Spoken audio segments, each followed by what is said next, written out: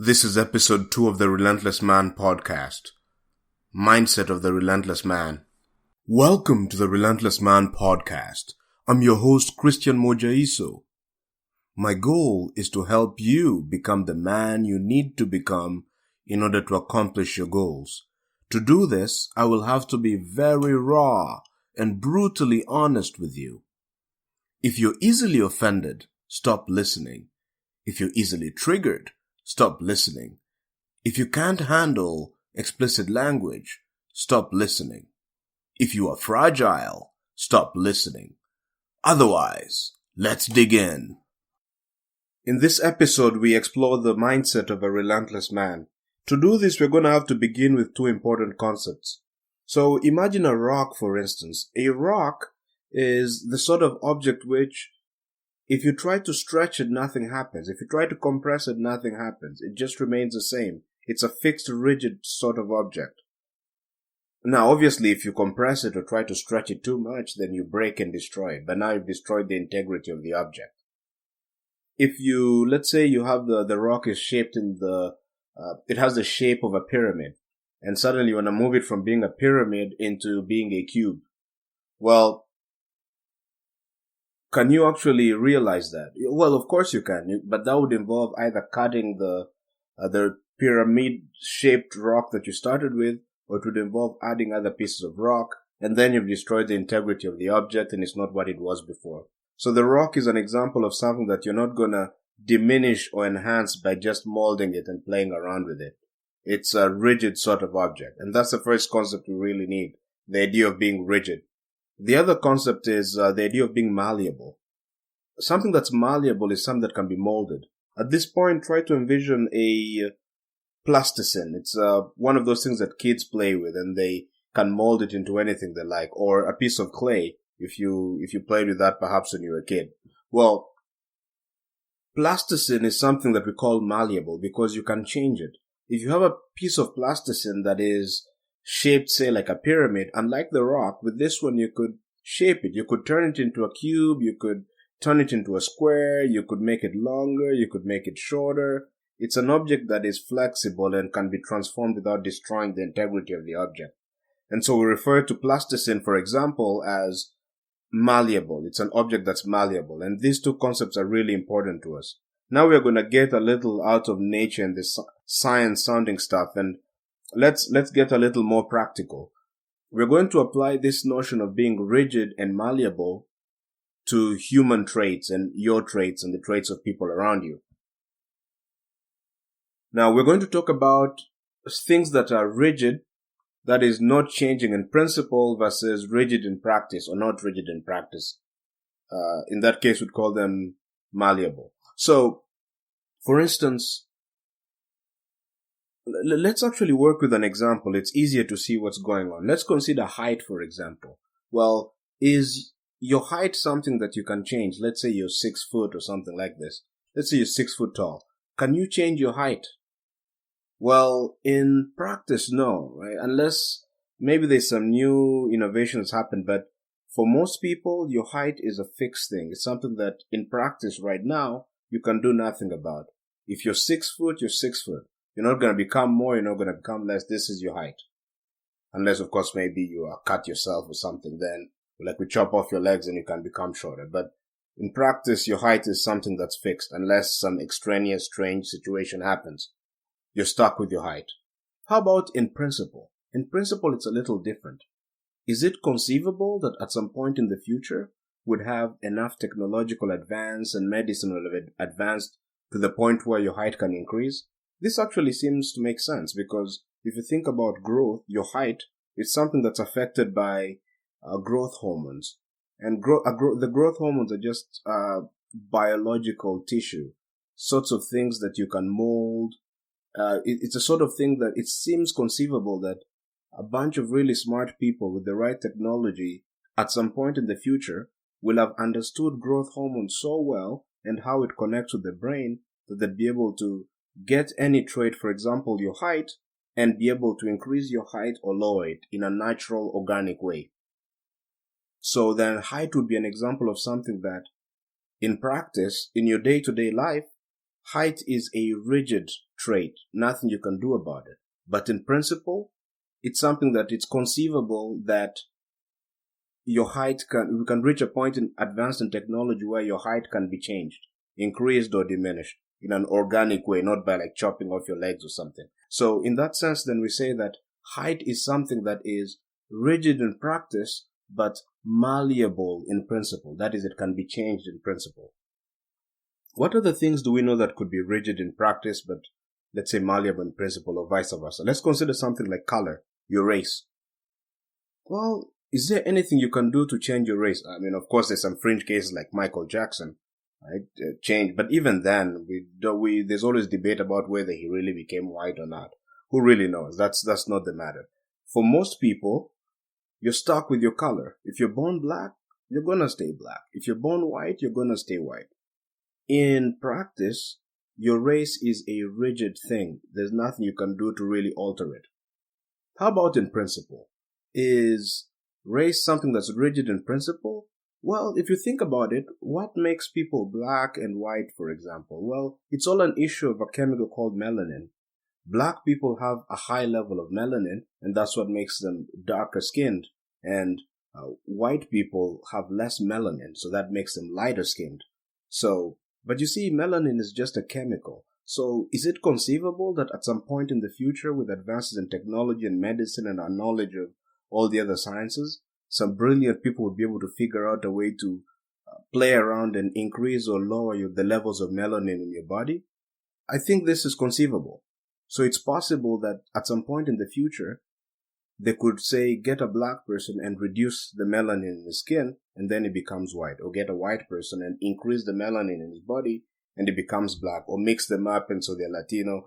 It's, at the moment, obviously, it's not something we can do, but there is no law of nature that we know of that would stop such a thing from happening. So race, your color, is an example of something that, in principle, right now in your practical life, it's safe to act and behave as if your race is fixed. If you're black, you're born black, you're going to stay black, you're going to die black. If you're white, you're born white, you're going to stay white, you're going to die white, and all the other mixtures of the races. That is, in principle, race is a rigid, in practice, that is, race is a rigid concept. But in principle, race is something that could very conceivably be transformed. And so I would say that your race is something that is malleable in principle. It is not rigid in principle, which means that it is malleable. It can be changed in principle. How about age? That's another interesting one. Age. Is there anything you can do right now in practice to change your age? Let's say you're 25 and you somehow do something and now you're 30. Well, at the moment in practical life, no. You're stuck with your age. If you're 25, you're 25. If you're 30, you're 30. If you're 5, you're 5. You can pretend to be 60, but you're still 5. You're stuck with the age you got. Is it conceivable that at some point in the future, maybe age could be adjusted? So someone could be 5 now and instantaneously they could increase their age at the same moment? Perhaps, who knows? I don't know what that would mean even. What would it mean to change your age? It's a complicated issue, and I leave it to you to figure out. Let me know what you think, actually, whether age is one of those traits that are rigid in practice, or is age something that is, rigid in practice, we know that, but is it something that is rigid in principle? Do you think it's possible that at some point we can change your age somehow? This is a nice thing for science fiction as well, of course. Let's talk about other things like your penis, your dick. Is your dick length, the length of your dick, a concept? Is it something that is rigid in practice? Do you have a way to make your dick longer or shorter? Well, for most people, perhaps there's a surgery out there. You go online and there's always these things. But in practice, for most people, you're stuck with your dick. If your dick is 4 inches, your dick is 4 inches. If your dick is 12 inches, your dick is 12 inches. There's nothing you can do about it. That's the length of your dick and you deal with it. How about in principle? Is it conceivable that people will reach a point in technology and in science where the length of your dick could be shortened or increased in an organic kind of fashion? Well, again, there's no law of nature we know that stops this from happening. So, and it's really just a matter of growth hormone again. So it seems conceivable that with advances in technology, it might be possible at some point to get someone and maybe give them a pill or do something to them, and suddenly their dick grows naturally longer from 4 to 12 inches, the dream, or goes shorter depending on what you want. So something like the length of your dick is an example of something that in practice is rigid. Nothing you can do about it. But in principle, it's malleable. It's not fixed. Maybe it can change and transform itself. So if you're super geeky right now, you might be asking yourself, well, is there a concept or is there a trait or something that is in principle that is malleable, that is not that is rigid in principle? That is, no matter how hard we think, no matter how hard we advance in technology and science and knowledge, are there things that we'll never be able to accomplish? Things that would be rigid in principle, not just in practice, but rigid in principle. Well, there actually are such things. So consider, for example, let's say your task is you're trying to find the largest number. Now, we know mathematically this is impossible. If you come up with any number, say, oh yeah, this is the biggest number, I'll just get that number and add 1 to it, and suddenly I have a bigger number. So you can never really have a biggest number. So that would be an example of something. No matter how hard we try, no matter how hard we practiced, no matter how much technology advanced, no matter how much we knew about medicine and the universe, it's one of those things that you're not going to find the largest number. So that would be an example of something that in principle is rigid, and in practice is also rigid. Obviously, if you're rigid in principle, then obviously you can't happen even now, so you're rigid in practice. And there could be other examples. Play around and let me know if you have other examples. Obviously, math is abundant of them because math is one of those few fields where we can prove that something can never be done, is impossible. Actually, don't know any other field of human endeavor that does that. But yes, it would be fun to think about these things. So, let's get out of the hypothetical world of things that are in principle, because ultimately the relentless man is practical. I'm more concerned with your life right now, not in some hypothetical future. Right now, and how to live well at this moment, and in the most reasonable and realistic way possible. So let's forget about things in principle and just focus on things in practice. About traits that are rigid in practice and traits that are malleable in practice, not in some future scenario, but right now traits that are malleable. In particular, we're going to look at this more carefully. So we're going to think about, are there things, right? Think about this question. Are there things that in reality are malleable in practice? You can change these traits, but people tend to think of them as rigid in practice, things that you can't do anything about right now. Well, let's consider something like talking too much. Someone says, I talk too much. Let's think for a minute. Is this a malleable or a rigid trait? Is there really nothing one can do to talk less or to stop them from talking too much and controlling their mouth and only speaking when absolutely necessary? Well, of course not. There's always something you can do, but it's very conceivable, and there are many people who think of themselves this way. Oh, I just talk too much. I can't control myself. They talk about this as if it's something that's rigid in practice. It's something that they can do nothing about. They're just stuck as people who don't talk too much. Well, what are the dangers of thinking like this? So you imagine that you're someone who talks too much and you recognize this as a problem, but you haven't thought of it as something that is malleable in practice. That is, you haven't thought of it as something that you can change.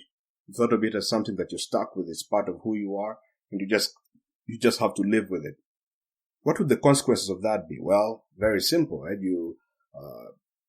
One day you go mouth off to the wrong person, you don't control yourself, and he punches you in the face.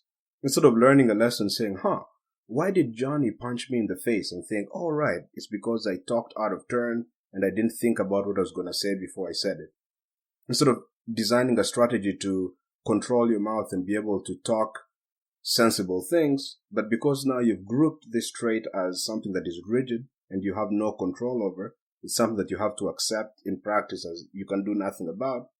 Instead, what you do is, instead of trying to improve and designing a strategy, what would happen is you just accept as who you are, and then you find yourself in another situation and you mouth off. And maybe this time you mouth off to a really bad guy. You meet up with a gangster, you say something insulting to him, and then he puts a bullet in your head, and that's the end of the story for you. Of course, this is a drastic scenario, but it illustrates what would be the trouble with, for example, getting a trait like talking too much that is actually malleable in practice, something you can strategize and improve on, and putting it in the category of being rigid in practice, something that you actually cannot change. Let's think about something else, like temper. There are many people who think of, let's say, oh yeah, I just can't control my temper. Let's ask ourselves the question, is not controlling your temper a malleable or a rigid trait? Is there nothing you can do to learn how to control your temper? Is it just something you're born with and there's nothing you can do about it? Obviously, there are people who manage to control their temper, so we know it's possible to change one's temper. For example, to, even when you feel like having an emotional, angry outburst, to stop yourself and calm down and all of that. It's very possible.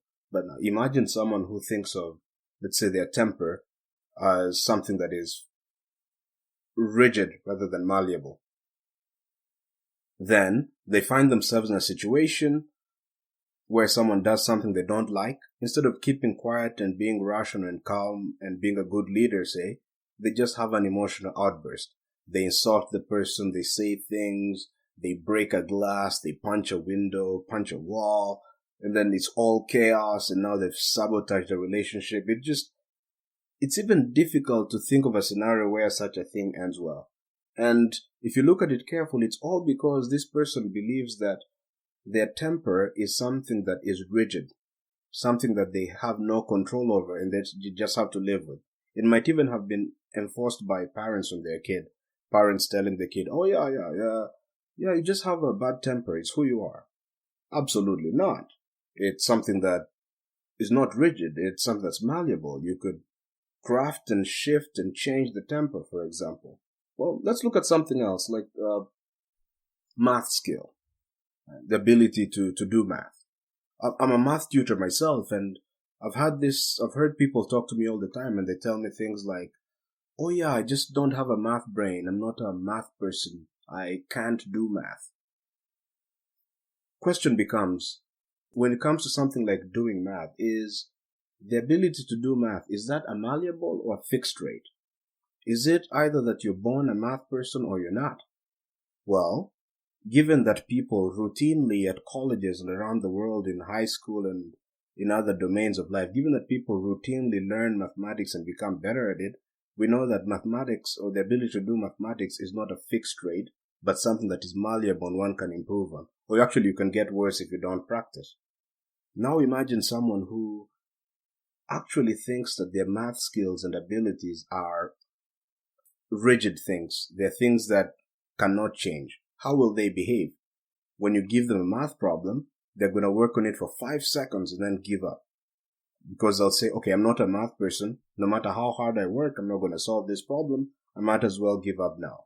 They'll find themselves in a lecture with a professor, and the professor is explaining an idea that they don't understand. Instead of persevering and actually tackling the problem, or instead of working out strategies to become better at understanding or asking questions in order to understand a mathematical theory, they just throw their hands in the air, and it's because they've convinced themselves somehow that they have a fixed mathematical ability and nothing can be done about it. They've now gotten, this is one of the dangers of getting something like, let's say, math skill and mentally placing it in the category of something that is rigid versus something that's malleable, because it actually is malleable. Another example is something like chess. Right? Think of chess ratings, for example. In chess, there's a rating system. So the rating system starts from zero. If you've never played chess, then your rating is 0. And it goes up. And I think the top players right now are rated around 2,800, maybe 2,850.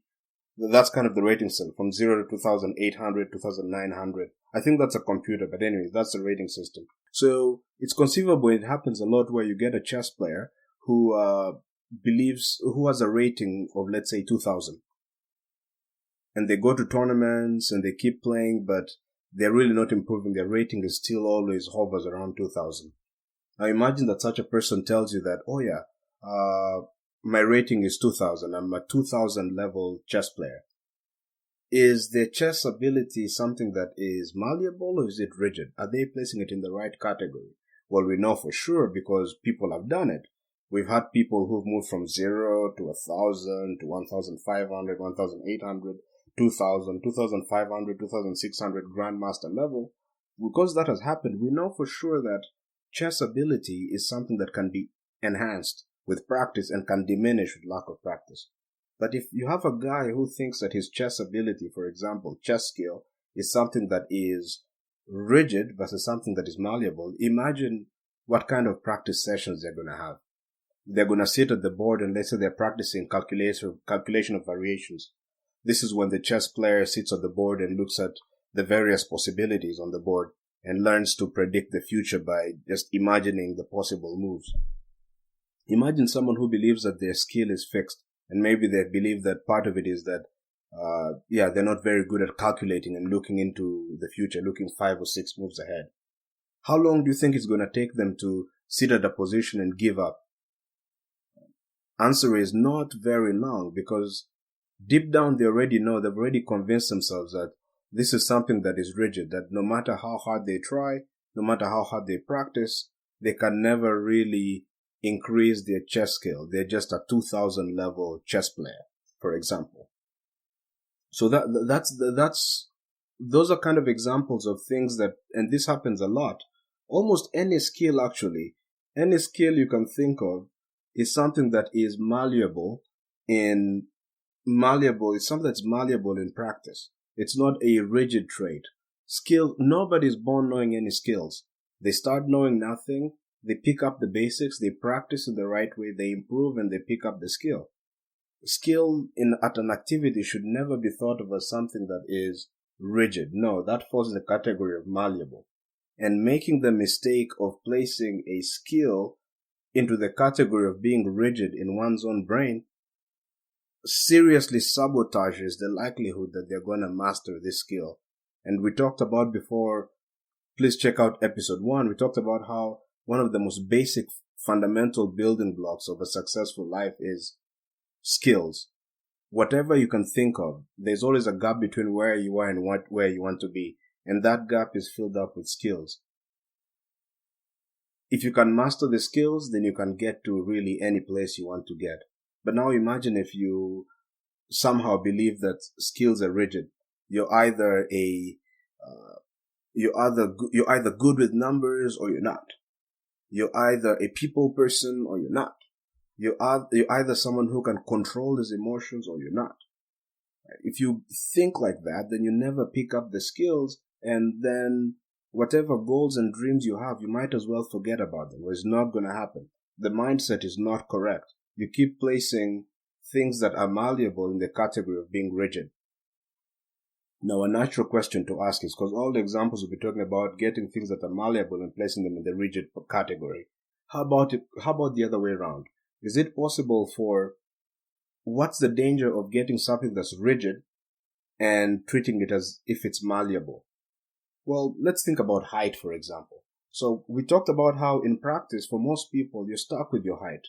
If you're 5 feet tall, you're 5 feet tall. If you're the height of a dwarf, you're the height of a dwarf. There's nothing you can do about it. But now imagine someone who is, let's say, really short, but they've somehow convinced themselves, or they think that height is something that is malleable, that they can actually, somehow they've fooled themselves and deluded themselves into thinking that their height is not a fixed thing, but is something that they can adjust all the same. And let's say this person decides to play in the NBA. There's nothing wrong with playing in the NBA, obviously. A wise thing to do would be, if you're really short and you want to play in the NBA, then you just have to adjust. You have to account for the fact that, look, I'm a short guy, which means I have to play differently from these tall people.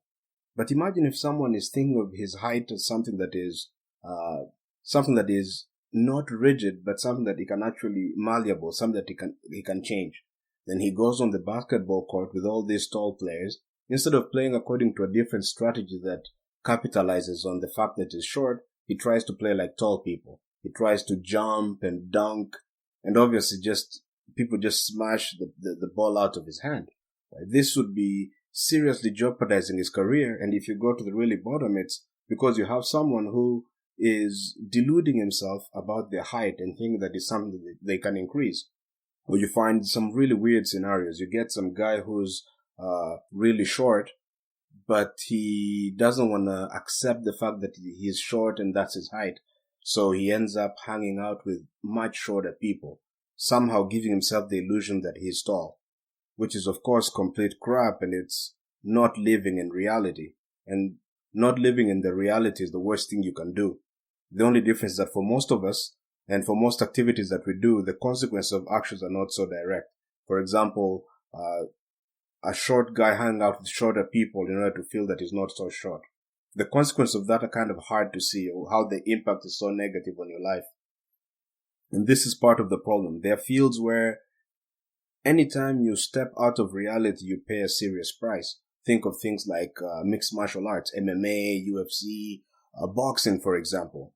If you delude yourself about your skill level, or you think you know stuff that you don't know, or you have moves that don't work, well, then when you go on the ring, you'll be kicked back to reality. And unfortunately, if you're deluding yourself and you're not living in reality, in boxing, for example, you just get knocked out and you have a broken neck. Those are the fields that force people into living and being realistic and looking at traits that are malleable. I can increase my strength, I can increase this, but maybe there are certain things I can't increase. I have to compensate and work around. In sports like boxing, this is very clear, and nobody really deludes themselves about things like this. But in other sports, or those that do pay a serious price in terms of shortened careers, perhaps even lost lives. But usually in our day-to-day life, it's a little different because you live unrealistically. You pretend to be short when you're not short, or let's say you do things that are just out of line with nature and out of line with reality, but you could still get away with them just because the consequences are not as dire as, let's say, a boxer in the ring or a soldier in the battlefield, right? Because a soldier in the battlefield cannot afford to delude himself, right? Because you make a mistake on the battlefield, you think that your technique works and it doesn't, well, the opponent just puts a bullet in your head and then we hold a funeral for you, and that's the end. Let's look at another interesting example here. So, someone, let's say, lies to themselves by saying that they're somehow physically attractive. Because ugliness too, right? Think about it. If you're actually physically ugly, well, this is not something you can, in practice, is really not something you can change. Well, there is plastic surgery, sure, but it's not really advanced to that level. For most people, they actually can't afford it. So if you are ugly, you're stuck with your ugliness. Does it pay to, for example, think of yourself as beautiful? Because this positive thinking movement will tell you, oh no, you're not ugly, you're so beautiful. No. That is bullshit. If you're ugly, you own the fact that you're ugly and you adapt around it. Maybe you realize, okay, fine. Ugliness, my physical attractiveness is a fixed rate. I do not have the money to alter my attractiveness, or I do not want to. It's stupid for me to behave like someone who is physically attractive. So maybe I should switch the question from being handsome or beautiful and think instead in terms of being more attractive in a different way, because attraction works in many ways. For example, a powerful person is attractive. There are many politicians you look at and you're like, yeah, this guy is so ugly, and yet he's so attractive, and people go around him and people want to be like him. Why? Because he's found a way to become attractive in another arena. He's found a way to become attractive by his political knowledge or by some other means. And so if you had an ugly person who owned the fact that, look, I am ugly, this is just a fact. I'm not going to look in the mirror and suddenly become beautiful. Waking up every morning and saying, I'm beautiful, I'm beautiful, I'm beautiful, is not going to make me beautiful. I remain ugly still. So, given that I am not physically attractive, how can I adapt around it? And there's actually brilliant examples of people who did things that were similar. For example, one of the great philosophers of the past, Socrates. Socrates was famously known for being ugly. He himself called himself ugly. I think I read that from some text, so you could look it up to just verify. But yes, from all accounts, this guy was physically unattractive, and yet is one of the most respected philosophers of the past, and one of the people that was respected by his own community in Athens. Why in Greece? I don't know if it was Athens, but let's just say in Greece, he was one of the most respected people there. Why was that? While he was not physically attractive, he realized that there were other traits that could make him attractive. For example, his brilliant mind, his ability to think, his ability to understand virtue, his ability to call out bullshit when he saw it. He enhanced these traits, and this made him attractive to people. He acknowledged, he owned the fact that I am ugly, but how can I make myself more attractive? He did not get a trait that is rigid, like his physical appearance, rigid in practice, especially at his time. There was certainly no plastic surgery then. This was a rigid trait. He looked at it and he said, okay, fine, this is a rigid trait, but how can I adapt around it? And this is why it's always valuable to live in reality and not lie to oneself. A guy is thinking to himself, he says, oh yeah, I have a 12-inch dick. No, bullshit. Your dick is 2 inches. In fact, if we're gonna be accurate, you have a micro penis. Should we lie to this person and say, oh no, your dick is 12 inches? Absolutely not. That is completely useless. One just owns the fact that, look, my dick is not that big. What can I do? How can I adapt around it? Oh, well, maybe I could get a girlfriend or whatever, a sexual partner who has a shallower vagina, for example. That's an option, for sure. But if you don't want to do that, okay, well, maybe become better at using the device that he has. Or, if he's not going to do that, maybe become an expert with his fingers or enhance his foreplay skills. Adapt around it. But it all starts with embracing reality. Sure, my dick is short, but what can I do how can I work with this in order to accomplish my goal? In this case of pleasing my wife, my girlfriend, etc. A guy looks in the mirror and says, oh wow, I'm really young. No, you're not. You're freaking 70 years old. No, you're not young. Hanging around 90-year-olds is not gonna make you young. You just embrace the fact that you're 70. And then you think to yourself, what are the advantages of being 70? Or how is being 70 an advantage? How can I be more attractive as a 70-year-old? Etc. So, this is the value. The core message to get from this is there are traits that are malleable and there's traits that are rigid. Ultimately, if you're going to accomplish your goals, it's important. The relentless man, when he wants to accomplish his goals, the relentless man is completely realistic. He looks at the traits he has, every trait that he has, and he thinks about which traits are rigid and which ones are malleable. If traits are rigid, he embraces the rigid traits and works around them. If traits are malleable, he builds on these traits. If he wants to become a soccer player, well, he realizes, the ability to play soccer is not a malleable skill. It's something that's actually, is not a rigid thing. It's a malleable thing. I can actually improve it. So he works on maybe his flexibility. He learns how to juggle the ball better. He learns how to kick it better. He learns how to make better passes, because these are all things that are malleable. But he doesn't delude himself about his height, say, or maybe his heartbeat, or something that is rigid about him. Thank you very much for listening to this episode. I hope you enjoyed it. If you liked this episode, please don't forget to subscribe, rate, and review us on iTunes. If you know somebody who would enjoy this podcast, please let them know about it. My goal is always to serve you, my community member, and as such, every episode is designed to solve a problem that a community member is facing. So please send me a problem that is burning and something that you need solved urgently in your life. And likely I will design an episode around it. To help you decide what is the most burning problem in your life, it's better I suggest you do a thought experiment. Suppose that you met a magical sadist, and this guy comes to you and for sure he's gonna cut off your balls. Your balls are gone, he's gonna cut them off. But in exchange for chopping and taking away your balls, he offers to solve one problem in your life. What problem would you have him solve? What problem is worth losing your balls for? Please message me your ball problem. And